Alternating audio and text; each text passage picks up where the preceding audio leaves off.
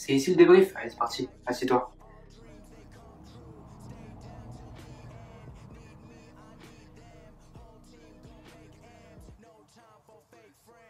Nouvelle élimination du PSG, c'est la 112e fois. Il y a plus de chances que je finisse astronaute que le PSG gagne avec des champions. Les gars, plus sérieusement, ça fait 10 ans que le PSG, ils ont investi dans le Qatar et ils galèrent quand même chaque année pour gagner cette Ligue des Champions. Salut à tous, c'est Conscience Foot. Nouvelle vidéo aujourd'hui, on va faire le débrief des deux demi-finales. Tout d'abord, on va commencer par City PSG et ensuite Chelsea Real Madrid. On part sur le débrief de Manchester City PSG, un début de match où les Parisiens sont plutôt bien installés dans le camp de Manchester City, avec pas mal de ballons, notamment avec Verratti, qui vient faire un bon pressing. Mais voilà, les Parisiens qui vont être cueillis à froid dès la 10e minute de jeu. Florenzi qui laisse énormément d'espace, il laisse beaucoup trop d'espace et il laisse filer Foden en profondeur, ce qui permet à Foden de faire un centre. Après, c'est mal dégagé par la défense parisienne. Il y a Gad Mahrez qui va conclure entre les jambes de Navas. 1-0 pour Manchester City. Les Parisiens qui sont plutôt cueillis à froid, mais voilà, ils ne vont pas abdiquer. Marquinhos qui va faire une tête qui va rebondir sur la barre transversale. Voilà, manque de chance, il avait pris le dessus Marquinhos. Ensuite, Di Maria qui va avoir une bonne occasion aussi, ça va toucher le poteau. Voilà, les Parisiens qui sont pas réalistes. City qui va après installer un peu plus leur jeu, ils vont être très haut sous le terrain. Ils vont beaucoup presser les Parisiens. Et voilà, après un peu moins d'occasions en fin de première période. En seconde période, pareil qui gâche des munitions en fait. Neymar qui ne sert pas ses coéquipiers, qui fait trop d'erreurs techniques, il ralentit le jeu en fait de ses coéquipiers. C'est compliqué pour Paris de se créer des occasions. Après, Manchester City défend très bien. Ils défendent à plusieurs. Très bonne défense de Kyle Walker, de bonne défense de Zinchenko. Ruben Dias qui a été énorme. Donc voilà, ils sont très présents défensivement comme Manchester City. Et le PSG qui a du mal à se créer des occasions. Icardi, il a été gaze, il a été nul à chier vraiment honnêtement. Je sais pas ce qu'il avait en tête. Il a envie de faire une pétanque ou je sais pas, mais Icardi était vraiment nul en tout cas. Il a rien proposé vraiment. C'est honteux cette demi-finale. En vrai, c'est une faute professionnelle, il aurait même pas dû. Quand tu vois la mi-temps qu'il a fait, ouais, il était vraiment nul à chier. Icardi est vraiment pas bon. Donc voilà, déjà il y a cette option aussi Icardi qui ne propose rien. Donc d'un autre côté, quand tu as un attaquant qui propose pas, c'est compliqué de trouver des solutions. Ça fait une solution en moins. Il vient pas décrocher, il y a Moiskin qui va rentrer à place Icardi, il va déjà un peu plus décrocher que Icardi. C'est pareil, Moiskin touche 7 ballons, voilà, c'est trop peu. Et ensuite, voilà, Di Maria qui craque, qui met un gros coup met une grosse semelle sur un joueur de City, carton rouge logique. Le PSG qui craque, c'est le problème du PSG. Le PSG, quand ils n'arrivent pas à jouer leur jeu, quand ils sont frustrés, ils craquent d'entrée, ils prennent des cartons jaunes, ils s'énervent, Verratti qui prend un carton jaune, tout ça. Et après, voilà, City qui va dérouler, hein, qui déjà, en fin de première mi-temps, qui avait déjà repris bien le contrôle du jeu, qui s'était créé déjà quelques occasions, Navas qui a sauvé qui a fait quelques arrêts. Et voilà, même en seconde période, tu vois la différence entre Manchester City et PSG, la force du collectif de City, et d'un autre côté le PSG qui n'arrive pas à jouer ensemble tout simplement. Il y a trop d'individualité. Pour moi, Neymar a été vraiment un véritable fardeau sur ce match parce qu'il a gâché trop d'occasions, il a pas assez servi ses coéquipiers. Donc voilà, dans l'ensemble, c'est une victoire méritée pour Manchester City, avec une très bonne défense et une meilleure efficacité de la part de Manchester City. C'est ce qui a fait défaut au PSG. Une force collective, un supplément d'âme qui a été mis en place par Guardiola qui a su bien travailler l'entraînement aussi pour bien contrer le PSG, pour bien gêner le PSG.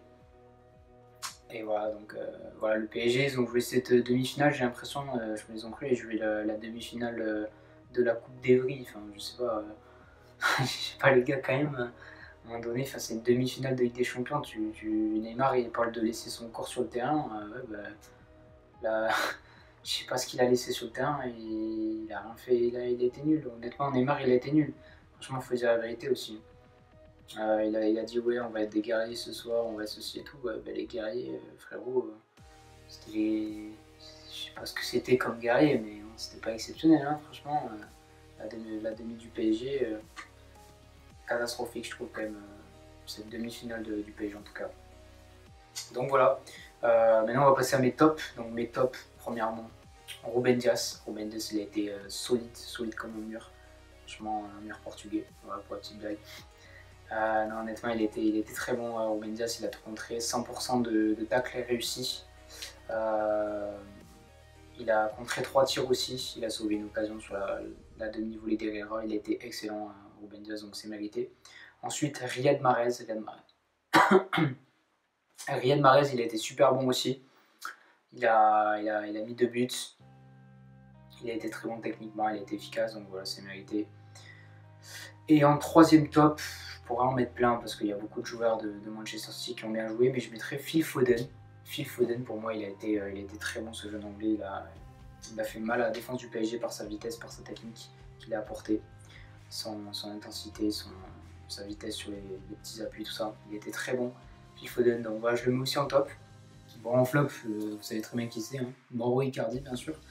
Mauro Icardi, il a autant servi qu'un clou, honnêtement. Donc voilà, Mauro Icardi, franchement, c'est pas du tout rendu disponible. Je me demande s'il avait envie vraiment de jouer cette demi-finale, ou s'il pensait, s'il préférait aller faire un golf ou des boutiques à Paris, je sais pas.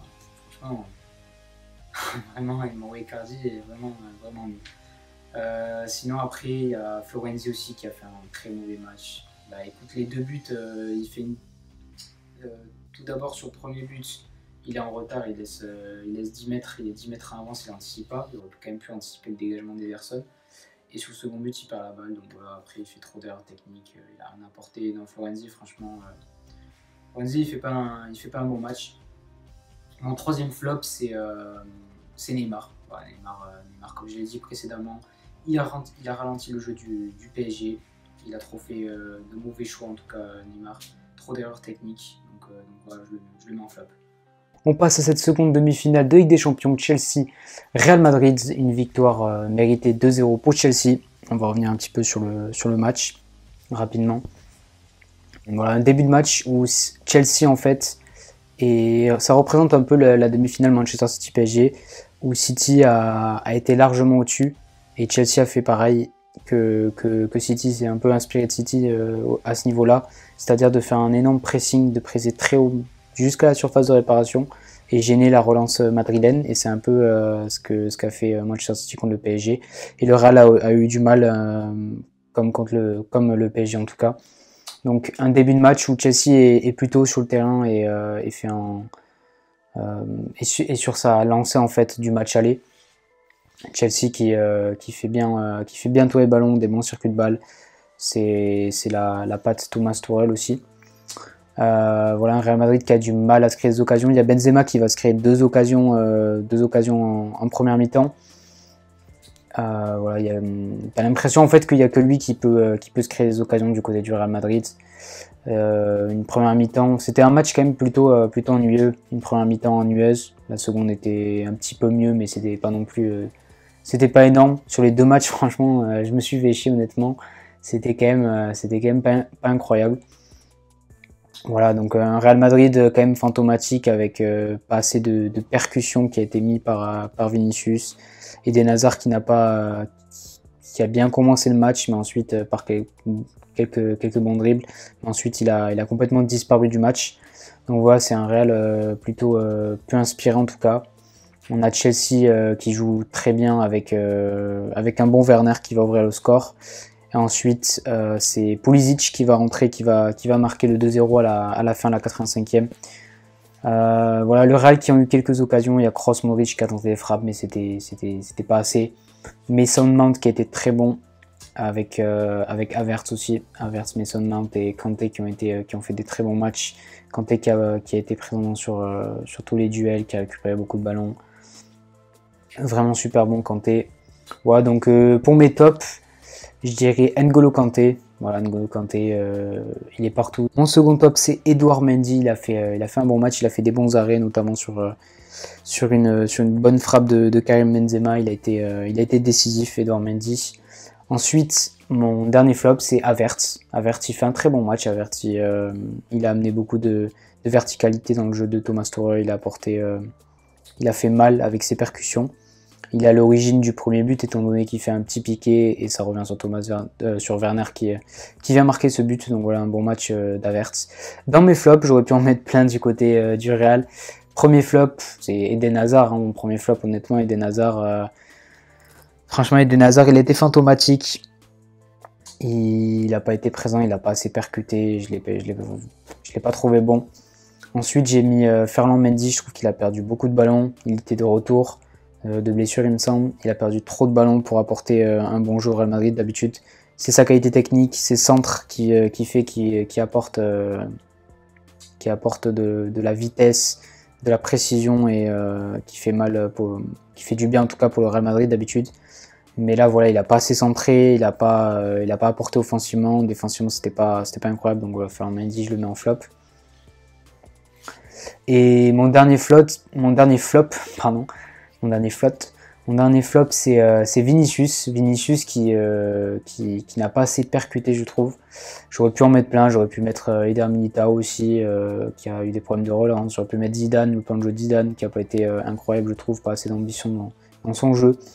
Mais voilà, Vinicius, je l'ai pas trouvé, je sais pas, il a pas assez percuté, il a fait beaucoup de passes en arrière, c'était pas énorme quoi. Enfin, offensivement, il a pas assez apporté au Real Madrid pour aller plus inquiéter Edouard Mendy en tout cas. Donc voilà, c'est un peu dommage que Vinicius n'ait pas assez proposé offensivement, qu'il est parti dribbler, enfin tout ça voilà. Donc un peu dommage. Pour la suite, ça va être une finale 100% anglaise, Manchester City Chelsea. Franchement, je pense que ça va être serré parce que voilà, c'est deux équipes qui sont agressives, qui vont chercher haut. Deux équipes joueuses en tout cas dans la philosophie de Thomas Tuchel et de Pep Guardiola. Donc ça va être un match plutôt serré. Même si je donnerai un avantage à Manchester City, qui pour moi est un peu au-dessus au niveau de l'effectif. Ils ont un banc quand même exceptionnel, Manchester City.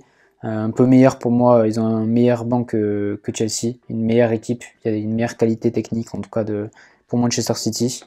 Après voilà, on retrouve une bonne défense aussi du côté de Chelsea avec Rudiger, Christensen, Thiago Silva, c'est costaud. Manchester City, t'as Kyle Walker, t'as Zinchenko, t'as Ruben Dias bien sûr. Voilà, c'est deux bonnes équipes. Moi personnellement, je vois une victoire de Manchester City, un petit 2 hein, pour mon pronostic. Voilà, j'espère que ça va être un bon match. Voilà, c'est une finale 100% anglaise. J'aurais préféré que ce soit le Real qui passe pour qu'il y ait un club espagnol et un club anglais. Mais voilà, finale 100% anglaise. En tout cas, ce que j'ai à dire sur les deux demi-finales, sur les matchs aller-retour, c'est que City et Chelsea ont mérité leur qualification. Ils l'ont mérité, ils ont été largement au-dessus. City qui a été au-dessus du PSG, surtout sur le deuxième match, Manchester City, parce que voilà, pour le premier match aller, il y avait une première mi-temps où le PSG a bien dominé City. Après, City a renversé la situation en étant meilleur. Mais voilà, sur le second match, il n'y avait pas photo quand même. À partir de la 30e minute de jeu, c'était un autre match et City a largement dominé le PSG. Une force collective supérieure en supplément d'âme que les Parisiens n'ont pas su mettre. Et en fait, c'est un peu pareil de l'autre côté, hein, de l'autre demi-finale. C'est-à-dire que le Real Madrid, il n'y a pas eu assez de supplément d'âme, il n'y a pas eu assez d'agressivité, de vouloir gagner, de vouloir aller jouer cette finale. Et Chelsea l'ont complètement mérité. Chelsea l'ont mérité sur les deux matchs. Et ils ont encore été meilleurs, Chelsea, sur ce match retour que sur le match aller. Donc voilà, c'est mérité en tout cas pour ces deux clubs. Donc voilà, j'espère que tu as kiffé cette vidéo. N'hésite pas à me le faire savoir dans la barre des commentaires. Dis-moi le score que tu penses qu'il y avoir entre Manchester City et Chelsea. On se retrouve pour une nouvelle vidéo. Ciao, ciao.